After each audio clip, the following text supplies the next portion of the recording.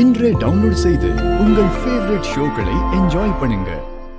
அந்த ஜானகியும் மாயாவும் அவங்க குடும்பத்தை எதுவும் செய்ய முடியாதுன்னு சவால் விட்டாங்க. இப்போ 100 வருஷத்துக்கு மேல வாழ்ந்த பரம்பரை வீடு அவங்கள விட்டு போக போகுது. அந்த வீட்டுக்கு என்ன மருமகளா போக விடாம அந்த ஜானகி தடுத்தா. இன்னைக்கு அவள் அந்த வீட்டை விட்டு தூக்கி எரிய போறேன். ஊருக்கு முன்னாடி குடும்பமே தலை குனிஞ்சு அந்த வீட்டை விட்டு வெளியே போக போகுது. அந்த கண்கொள்ளா காட்சியை பார்க்கணுமா? போலாமா? அண்ணே, ஒரு நிமிஷம். என்னம்மா? மாயாவை நம்ம சாதாரணமா நினைக்க கூடாது. அவ என்ன வேணாலும் செய்வா. அதான் கொஞ்ச நேரத்துல வீட்டை எடுத்துக்க போறோமே. நேத்து முத்து கூட அவங்க கிட்ட எதுவும் சொல்லலமா. அப்புறம் என்ன? இல்லண்ணே, எதுக்கும் நம்ம ஜாக்கிரதையா இருக்கணும். கடைசி நேரத்துல மாயா அந்த முத்து மனச மாத்த நினைப்பான். லிங்கத்துக்கிட்ட சொல்லி மாயா முத்துவ கூட்டிட்டு வராளான்னு பாக்க சொல்லுங்க. அதுவும் சரிதாம்மா. அவ குடும்பத்தை காப்பாத்த துடிச்சுக்கிட்டு இருப்பா. திரும்ப போய் ஏதாவது பண்றதுக்கு முயற்சி பண்ணுவா. நான் இப்பவே லிங்கத்தங்க போ சொல்றேன். ஒரு நிமிஷம். ரகுராம், நேத்து பஞ்சாயத்துல சொன்னது மறந்து போச்சா? 10 மணிக்கு உன் வீட்டு சாவி என் கைக்கு வரணும்னு சொன்னேன். இன்னும் காலி பண்ணாம உள்ள உட்காந்து என்ன பண்ணிக்கிட்டு இருக்கீங்க? வாய மூடு. நீ எல்லாம் ஒரு மனுஷியா? உனக்கெல்லாம் மனசாட்சியே இல்லையா? இப்படி குடியிருக்கிற வீட்டை ஏமாத்தி எழுதி வாங்கியிருக்க. யாரு ஏமாத்துனா? இந்த பத்திரத்தை பாரு.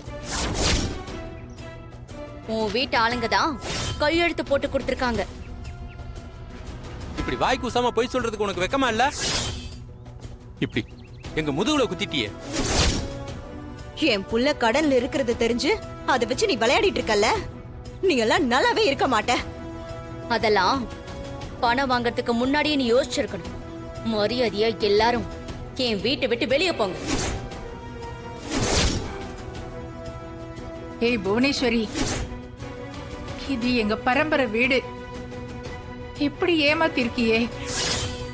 அப்படி நாங்க உனக்கு என்னடி கொடுமை பண்ணோம்? சொந்த பந்தன்னு கூட பார்க்காம இவ்வளவு பெரிய துரோகத்தை எங்களுக்கு பண்ணிருக்கியே. இப்பதான் உங்களுக்கு சொந்தம்னு தெரியுதா அத்தை? என் வாழ்க்கையில நான் தனியால் ஆனது உன் பிள்ளையாலதான். அந்த துரோகத்துக்கு என்ன சொல்லுவீங்க? ஹலோ, சொல்லுங்க. நீங்க சொன்னது சரிதாங்க. அந்த மாயா இல்ல, அவ திரும்ப இங்க வந்து அந்த முத்துக்கிட்ட பேசணும். எப்படியோ பேசி அவனை கரெக்டா ஒத்துக்க வச்சிட்டா போல இருக்குங்க. என்ன சொல்றீங்க? முத்து கிளம்பி வந்து பஞ்சாயத்துல உண்மையை சொல்ல போறானாங்க. சரி, நான் பாத்துக்கிறேன். நீங்க அங்க இருந்து கிளம்புங்க. சரிங்க. மா, என்னமாச்சு? அந்த முத்து இங்க வந்து உண்மையை சொல்ல போறான். ஐயோ, அப்புறம் காரியமே கெட்டுருமேமா. என்ன பண்றது? அவ இங்க வந்து உண்மையை சொல்லணும்னா அதுக்கு அவன் உயிரோட இருக்கணும்ல. என்னம்மா சொல்ற? நம்ம ஆளுங்களை அனுப்பி அந்த முத்துவை காலி பண்ண சொல்லுங்க.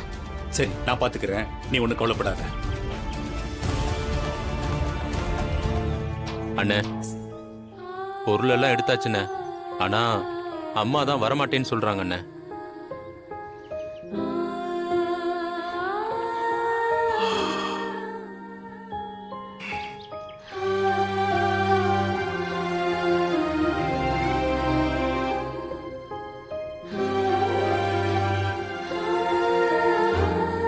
போலாம். நான் வரமாட்டேன்ப்பா. இந்த வீட்டை விட்டு நான் எங்கேயும் வரமாட்டேன்.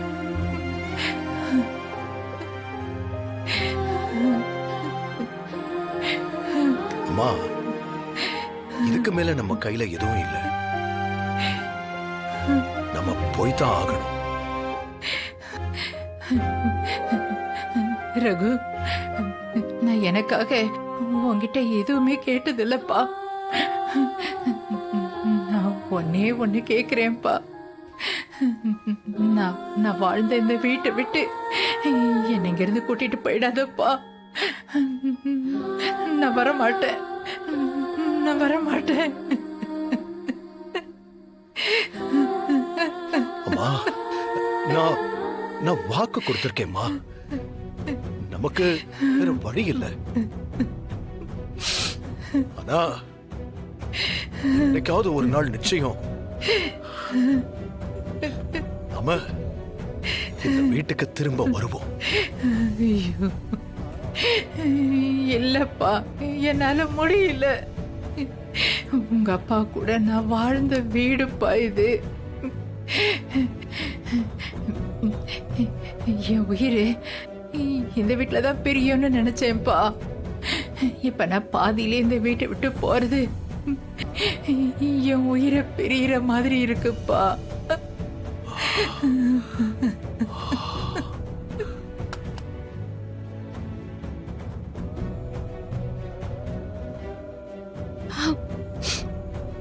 கடைசியில உன்னையும் எடுக்க வச்சிட்டியே. ஏமா, உனக்கு இரக்கமே இல்லையா? நீ உண்மையிலேயே இருக்கியா இல்லையா?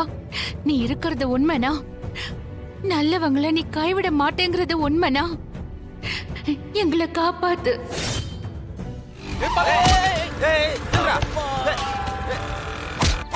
எங்க கிட்ட இருந்து தப்பிக்கிறேன்?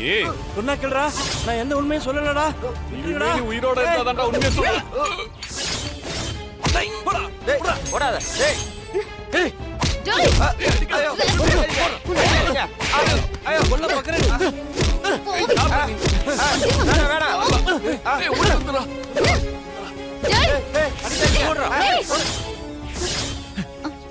ஆனா உங்களுக்கு எதுவும் ஆகல? இல்ல எனக்கு எதுவும் ஆகலமா. இங்க பாருங்க, இதுக்கு மேல உங்ககிட்ட சொல்றதுக்கு எதுவுமே இல்ல. இனிமே என்ன பண்ணணும்னு நீங்களே முடிவு பண்ணுங்க. சீனு, வா போலாம். ஒரு நிமிஷம்.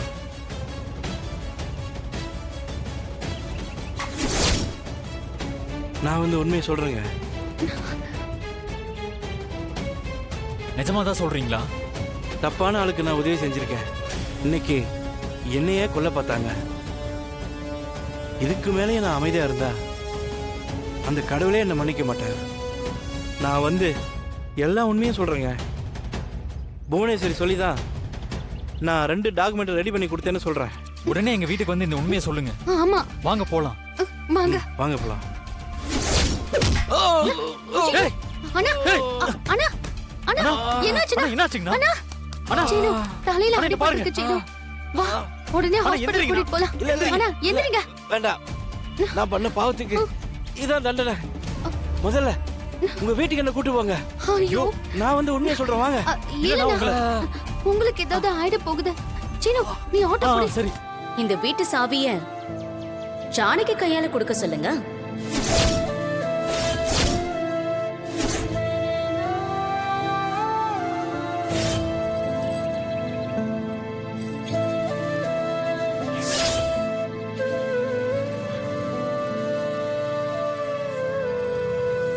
பெரியம்மா, சாவியை கொடுக்காதீங்க.